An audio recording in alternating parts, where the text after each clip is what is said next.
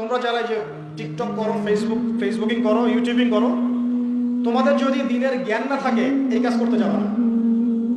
দিনের যদি ইলম অর্জন এখনো না করে থাকো, তোমার জন্য ইউটিউবিং করা জায়েজ নাই, তোমার জন্য ইসলামিক ইউটিউব চ্যানেল খোলা জায়েজ নাই। কে ফতোয়া দিয়েছে? আবু তো আপনার ভাই ফতোয়া দিয়েছে। যদিও ফতোয়া দেওয়ার অধিকার আমার নাই, ওই যোগ্যতা আমার নাই, কিন্তু তুমি যদি দিনের জ্ঞান অর্জন না করো, কোরআন তেলাওয়াত করতে না পারো, হাদিস কিছুই বোঝো না, দিনের উসুলও কিছু বোঝো না, তুমি ইউটিউবিং করতে গেলে কেন? তুমি তো এমন কন্টেন্ট রেডি করবা যে কন্টেন্ট দিলে উম্মার মধ্যে আরো বিভক্তি সৃষ্টি হবে। তোমার তো কমন সেন্সই নাই। এবং কন্টেন্ট দেওয়ার আগে তো তুমি কোনো আলেমকে জিজ্ঞাসা করো নাই, ওস্তাদ এভাবে দিলে কি ঠিক হবে? কথা কি বুঝতে পারতেছেন?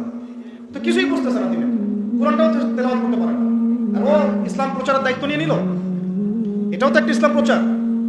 আমি যদি দিনের কোনো জ্ঞানই অর্জন না করি, আপনি কি আমাকে চেয়ারে বসতে দিবেন? বা এটা যোগ্যতা কি আমার থাকবে? এটা কি করা আমার উচিত হবে? একই জিনিসটা আপনারা ফেসবুকে করছেন। আর এখন তো মাশাআল্লাহ সবার হাতে হাতে চলে গেছে। গরু, ছাগল, হাঁস, মুরগি সবাই লাইভে চলে আসে। গরু এসে বলে হাম্বা, ছাগল এসে বলে ম্যা ম্যা, মুরগি এসে কক কক করে, যে যার মতো করে লাইভ করা শুরু। কিন্তু আপনার ওই বিষয়ে জ্ঞান আছে কিনা? গাজা ইস্যু নিয়ে, আরব রাষ্ট্র নিয়ে একজন লাইভে চলে আসলো, দেখলেন কি হলো? একজন চলে এসে বললো সালাউদ্দিন আইয়ুবী আকীদা ঠিক না, আরেকজন এসে বললো এই, আরেকজন বললো সেই। আসলে বিষয়গুলোর অ্যানালাইসিস করবে কারা? মুহাক্কিক আলেমগণ, মুহাক্কিক ওলামায়ে কেরাম। তো তাদের মন্তব্যের দিকে আপনারা তাকিয়ে থাকবেন, নিজেরা মন্তব্য করার দরকার তো নাই। আগে দেখি না বরেন ওলামায়ে কেরামগণ কি বলেন, তারা কি লিখেন, তাদের পত্রিকায় কি বের হয়, তারা কি মন্তব্য করেন, তারপরে না আমি একটা জায়গায় যেতে পারবো।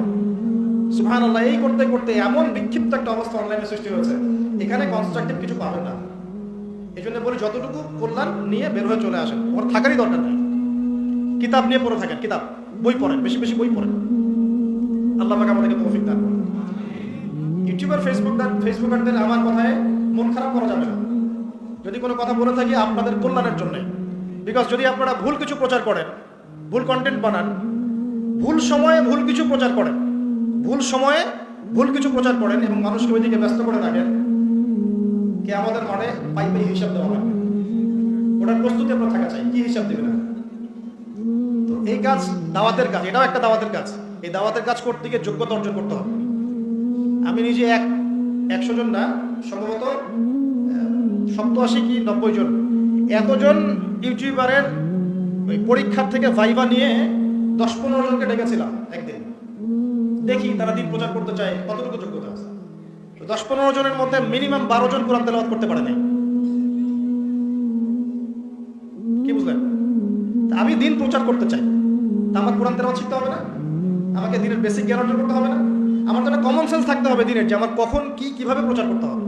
এই হিকমা, এটা কথা হিকমা বলে, প্রজ্ঞা। এই প্রজ্ঞা কি ইলম অর্জন ছাড়া অর্জন হয়? ইলম তো অর্জন করতে চাচ্ছ না, কেন আসলাম? এটা আর্নিং সোর্স, দরকার নেই তো আমার আর্নিং সোর্স। প্রয়োজনে আমি অন্য করে ব্যবসা করে খাবো, ওটাই কি আমার একমাত্র আর্নিং সোর্স?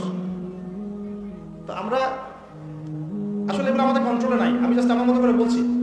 কিন্তু যদি আমাদের ক্ষমতা থাকতো, কন্ট্রোল থাকতো, এই সামাজিক যোগাযোগ মাধ্যমগুলো ব্যবহার করার মূলনীতি দেওয়া থাকতো, এই যোগ্যতাগুলো অর্জন না করলে কারো হাতেই এই ডিভাইস যাবে না।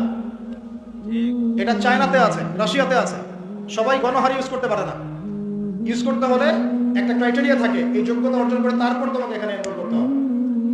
বেশি না, দিয়ে দেন কোরআন, হাদিস, জিওপলিটিক্স, সাধারণ জ্ঞান, অর্থনীতি, এগুলো বেসিক কিছু প্রশ্ন দিয়ে দেন, সিলেবাস দিয়ে দেন, দিয়ে বলেন এটা পড়াশোনা করে যারা টপ 80 হবে, টপ 100 হবে, এদেরকে দেওয়া হবে অনুমোদন। দেখেন কতজন তারপরে ফেসবুক ইউজ করতে পারে। বুঝতে পারছেন কথা? একটা যোগ্যতার লেভেল দিয়ে দেন। এই বয়সের আগে স্মার্টফোন না, এই যোগ্যতার আগে ইউটিউবিং না, তারপর দেখেন ফেতনা কমে যাবে। আমরা তো চিন্তা করি না এগুলো নিয়ে। এগুলোর যেমন পজিটিভ দিক আছে, নেগেটিভ দিকও আছে। নেগেটিভ দিক অনেক বেশি পজিটিভের চাইতে, নেগেটিভ দিকটা অনেক বেশি পজিটিভের চাইতে। বাংলাদেশে কোনো আলেমের চরিত্র হনন করতে ফেসবুক বাকি রাখে নাই। বাংলাদেশে কোনো আলেমের, ইনক্লুডিং মি অলসো, কোনো আলেমের চরিত্র হনন করতে ফেসবুক বাকি রাখে নাই। যে কোনো আলেমের নাম বলেন, দেখবেন তার চরিত্রের বিপরীতে আপনি 10টা কথা বলেন। তাহলে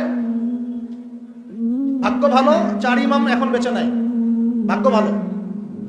যদি থাকতো তাহলে দেখতেন 4 ইমামকে নিয়ে ফেসবুকে শুরু হয়ে গেছে অনলাইনে। আল্লাহর ওয়াস্তে ভাই এগুলো বন্ধ করে, এখন এগুলো সঠিক সময় নয়। উম্মার খুব দুরবস্থা চলতেছে, পশ্চিমাদের আগ্রাসন চলতেছে, যুদ্ধ লঞ্চ করছে তারা, গোপন প্রকাশ্য, বাণিজ্যিক, অর্থনৈতিক, সামরিক সব রকম যুদ্ধ তারা মুসলমানদের বিরুদ্ধে লঞ্চ করে দিয়েছে।